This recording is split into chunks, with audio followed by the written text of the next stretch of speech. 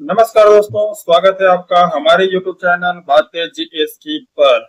आज का जो न्यू टॉपिक है जो इंटरनेशनल ऑर्गेनाइजेशन का है वो है वर्ल्ड बैंक। वर्ल्ड बैंक क्या होता है, किस तरह से ये काम करता है, इसके बारे में अध्ययन करेंगे। विश्व बैंक दुनिया का एक प्रमुख अंतरराष्ट्रीय वित्तीय संस्थान है जो विकासशील देशों को क्या करता है, आर्थिक सहायता देता है, तकनीकी सहयोग देता है और नीति बनाने में भी सलाह प्रदान करता है ताकि वे गरीबी स्थिति से हट सके या फिर अपनी गरीबी स्थिति को कम कर सके और सतत विकास की प्रक्रिया पे आगे बढ़ सके। ये इसका मेन मोटो होता है कि कोई भी गरीब देश है उनको ये ऋण देके, कर्ज देके उसे उस गरीबी स्थिति से निकालने का काम करता है। ये वर्ल्ड बैंक का प्रमुख काम होता है।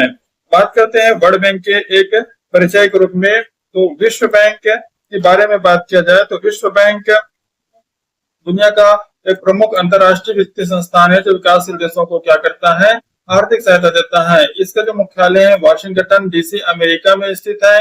स्थापना इसकी जुलाई 1944 में ब्रिटेन वुड सम्मेलन में हुआ था। जब ये इसकी स्थापना हुई थी तो एक और वित्तीय संस्थान की स्थापना हुई थी जिन्हें IMF कहते हैं, इंटरनेशनल मॉनेटरी फंड कहते हैं, यानी ये ट्विंस के नाम से जाना जाता है। यानी ब्रिटेन वुड सम्मेलन में दो वित्तीय संस्थाओं का स्थापना हुआ था, एक है वर्ल्ड बैंक का और दूसरा है इंटरनेशनल मॉनेटरी फंड का।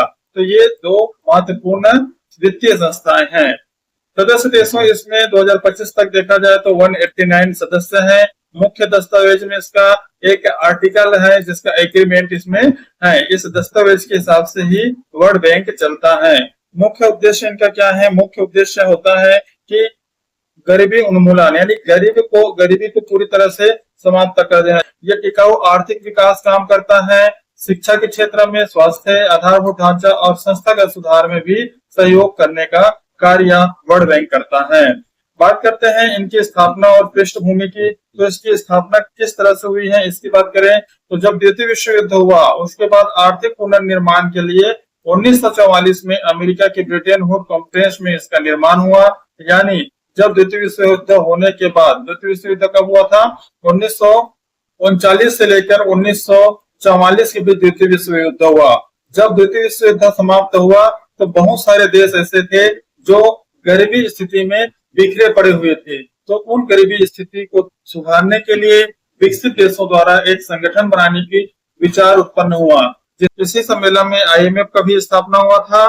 प्रारंभ में इस वर्ल्ड बैंक का नाम क्या था? प्रारंभ में international bank for reconstruction and development. इसका नाम इसलिए रखा था, रिकंस्ट्रक्शन करना था और विकास करना था, क्योंकि जिस हिसाब से वर्ल्ड वॉर 2 हुआ था उसमें बहुत सारे देशों को नुकसान हुआ था, इसलिए रिकंस्ट्रक्शन करने के लिए वर्ल्ड बैंक का स्थापना हुआ था। बाद में इसे धीरे धीरे परिवर्तन करते गए और फिर अलग अलग नाम से जाना गया। जैसे बात करते हैं इसके जो 5 ग्रुप होते हैं, 5 संस्था हैं वर्ल्ड बैंक का, वो मुख्य रूप से अलग अलग रूप से कार्य करते हैं। इसमें से पहला आता है IBRD, जो भी बात किए थे, international bank for reconstruction development. इसकी स्थापना तो वर्ल्ड वॉर 2 होने के तुरंत बाद कर दिया गया था, क्योंकि ये जो गरीब देश थे और जो विकासशील देश थे उनको ऋण देने का काम करना था। इनका मेन मकसद था कि मध्यम आय वाले जो देश हैं उनको ऋण और तकनीकी सहायता देना था।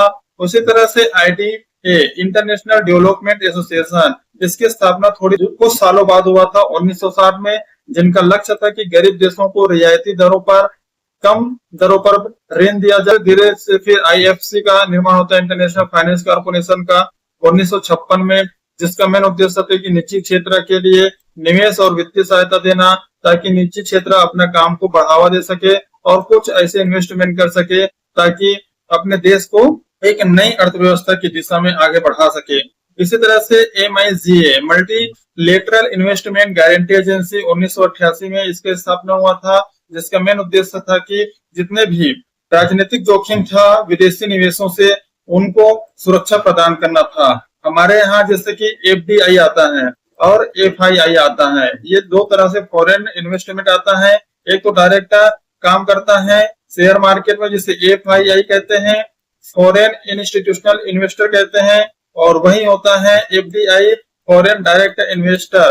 यानी ये डायरेक्टर कहाँ आते हैं, यहाँ लंबे समय के लिए आते हैं, जिसका मुख्य कार्य होता है विकास कार्य करना और लंबे समय तक अपनी कंपनी का स्थापना करना, इनका मुख्य लक्ष्य होता है।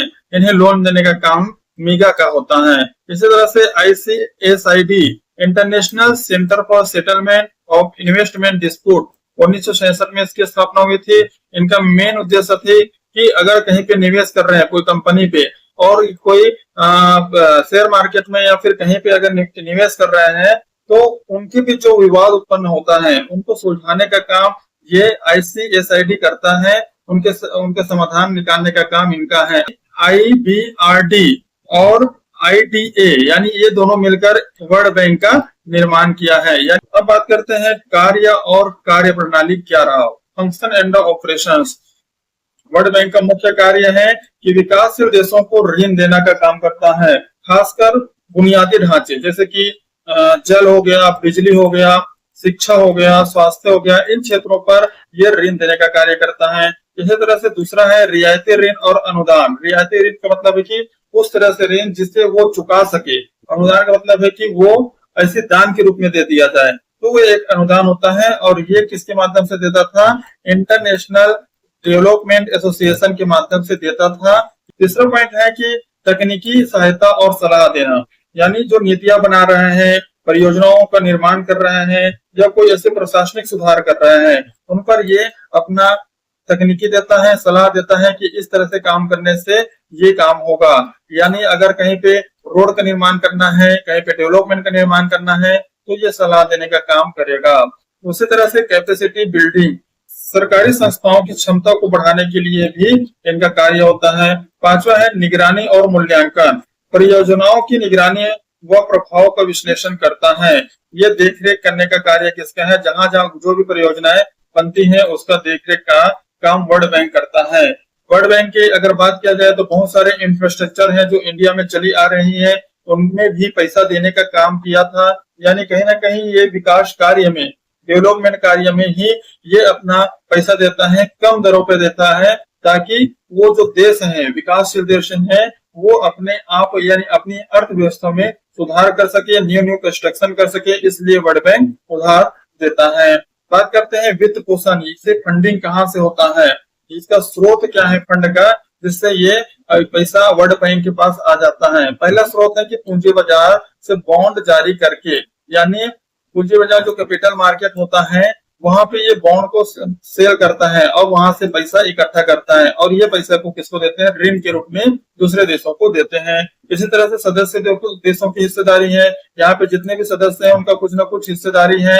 इसी तरह से ब्याज और शुल्क से होने वाली आय, यानी ये दूसरे देशों को कर्ज देता है तो उनसे जो इंटरेस्ट मिलता है उनसे ये वर्ल्ड बैंक के पास पैसा आ जाता है। अब बात करते हैं भारत और विश्व बैंक का क्या संबंध रहा है। भारत 1944 में ही इसका एक संस्थापक सदस्य बन चुका था और सबसे बड़ा उधार लेने वाले देश भी रहा। भारत ने शिक्षा के क्षेत्र में, स्वास्थ्य के क्षेत्र में, ग्रामीण विकास के क्षेत्र में, विभिन्न प्रकार के परिवहन, शहरी जल प्रबंधन आदि में भी बड़ी परियोजनाओं के लिए कहीं न कहीं ये वर्ल्ड बैंक से कर्ज लिया था, ऋण लिया था। जैसे कि बात करते हैं ये जो योजना है, जैसे प्रधानमंत्री ग्रामीण सड़क योजना, यानी ग्रामीण सड़क को सशक्त बनाने के लिए, मजबूत बनाने के लिए, गांव तक सड़क विकास के लिए ऋण लिया था, वो था $1.5 बिलियन। इसी तरह से जल जीवन मिशन आया था, जल आपूर्ति के लिए ये $1 बिलियन वर्ल्ड बैंक से ऋण लिया था। स्किल इंडिया, जो कौशल विकास, लोगों को सशक्त बनाने के लिए, स्किल डेवलपमेंट करने के लिए जो ऋण लिया था, $500 मिलियन। इसी तरह से जब कोविड-19 में इमरजेंसी हुआ था, यानी स्वास्थ्य के क्षेत्र में बात किया जाए तो कहीं ना कहीं ये $1 बिलियन ऋण लिया था वर्ल्ड बैंक से। तो वर्ल्ड बैंक कहीं ना कहीं भारत को सहायता देता रहा है और ये उन देशों को देने के लिए है जो विकासशील हैं और विकासशील से विकसित देश बनने की ओर जा रहे हैं। इसका मेन उद्देश्य पैसा कमाना नहीं होता है, प्रॉफिट कमाना नहीं होता है। वर्ल्ड बैंक का मेन उद्देश्य होता है कि जो देश पीछा है उनको आगे लेके चलना, यानी विकासशील देश से विकसित बनाना, और जो विकासशील से जो नीचे देश है, यानी कम आय से और कम आय वाले देश हैं, उनको एटलीस्ट उस स्थिति में पहुंचाना जिससे वो अपने जीवन यापन कर सके। जैसे अफ्रीकी कंट्री है, भारत की भूमिका और वोटिंग पावर के बारे में बात करते हैं कि भारत की क्या भूमिका है और किस तरह से वो वोटिंग पावर निभाता है। वर्ल्ड बैंक में जो वोटिंग पावर होता है शेयर पूंजी कैपिटल सब्सक्रिप्शन के आधार पर होता है, यानी जो इस वर्ल्ड बैंक में निवेश ज्यादा करता है, जो ज्यादा पैसा देता है, उसका वोटिंग पावर सबसे ज्यादा होता है। जैसे कि अमेरिका के बारे में बात किया जाए तो अमेरिका का हिस्सेदारी इसमें ज्यादा है, इसलिए उसका जो पावर है वो भी ज्यादा है। भारत शीर्ष 5 उधार लेने वाले देशों में शामिल है। वर्ल्ड बैंक के बोर्ड ऑफ गवर्नर में प्रतिनिधित्व भी कर चुका है। बात करते हैं कि बहुत टाइम ऐसे होता है कि वर्ल्ड बैंक की आलोचना होती है, क्रिटिसिज्म होता है कि किस तरह से वर्ल्ड बैंक ने जो कार्य किया है वो ढांचा तो बना रखा है लेकिन वो ढांचा चल नहीं पा रहा है। इसका क्या कारण है? इसका कारण है पहला पश्चिमी देशों का प्रभाव, यानी इसमें जो यूएसए का वोटिंग पावर, वही अभी बात किया था कि जिसका जो कैपिटल सब्सक्रिप्शन ज्यादा होगा उसका पावर ज्यादा होगा, तो उसका वोटिंग पावर ज्यादा है किसका? यूएसए का। इसलिए अधिक होने से नीति को प्रभावित भी करता है, यानी पश्चिमी देशों का प्रभाव इसमें ज्यादा देखने को मिलता है। दूसरी ओर बात किया जाए तो पर्यावरणीय नुकसान, यहाँ पे कई परियोजनाएं ऐसे बनाई जाती हैं जिससे डायरेक्ट पर्यावरण को हानि पहुंचती है। ऐसे में जैसे कि कहीं पे रोड बनाना हो, कहीं पे डेवलपमेंट का काम करना हो, तो डेवलपमेंट का काम करता है लेकिन उसके साथ साथ जो पर्यावरण है असंतुलित हो जाती है।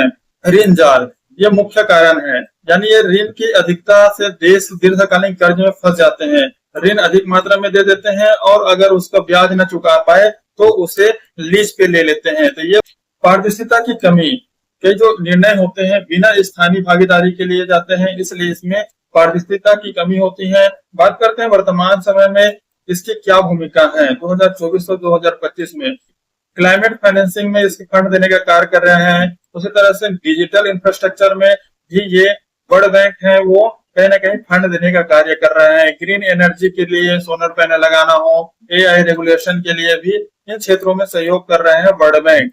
भारत है, भारत को एक साथ मिलने वाले जो एसडीजी है, एसडीजी मतलब होता है सस्टेनेबल डेवलपमेंट गोल, टोटल 17 गोल है और ये 17 गोलों को क्या करना है, हमें 2030 तक पूरा करना है। ये 17 गोल कौन कौन सा है? जैसे कि भारत देश में नो पॉवर्टी नहीं होनी चाहिए, गरीबी स्थिति नहीं होनी चाहिए, कोई भूखा नहीं होना चाहिए, good health and well being तीसरा नंबर का, ये टोटल 17 नंबर है। जैसे क्वालिटी एजुकेशन होना चाहिए, जेंडर इक्वलिटी होना चाहिए, ये सब जितने भी बात है यहाँ पे 17 गोल दिए गए हैं। इन 17 गोल को कहीं ना कहीं 2030 तक हमें पूरा करना है।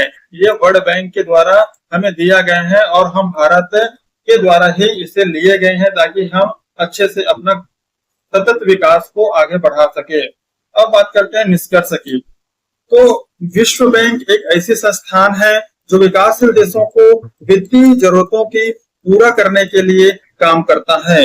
हालांकि इसमें सुधार की आवश्यकता है। कई आलोचना हुआ था कि इसमें पश्चिमी देशों का ही वर्चस्व ज्यादा रहता है, इसमें जितने भी वोटिंग पावर रहता है बड़े बड़े कंट्री विकसित देशों का ज्यादा रहता है। ये इनका जो वोटिंग शेयर है वो सबसे ज्यादा है, क्योंकि कहीं ना कहीं पैसा देते हैं, कहीं ना कहीं ये अनुदान करते हैं वर्ल्ड बैंक को। तो अमेरिका का, चाइना का, रूस का भागीदारी, फ्रांस का, ब्रिटेन का भागीदारी ज्यादा देखने को मिलता है।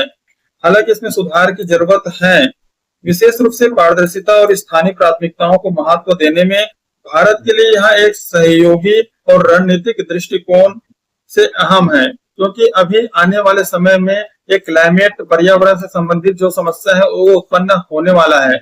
विश्व बैंक केवल ऋण नहीं देता, यह विकास के लिए रास्ता भी अपनाता है, विभिन्न प्रकार के रास्ता अपनाते हैं, विभिन्न प्रकार के सहयोग करते हैं, तकनीकी सहयोग देने में मदद करते हैं। तो एक तरह से जहां देशों को ऋण देता है वह दूसरी ओर उनके विकास के बारे में भी सोचता है। तो दोस्तों ये रहा वर्ल्ड बैंक की पूरी कहानी। अगर वीडियो अच्छा लगा तो लाइक कीजिए, सब्सक्राइब कीजिए और शेयर कीजिए। मिलते हैं नेक्स्ट वीडियो में, तब तक के लिए जय हिंद।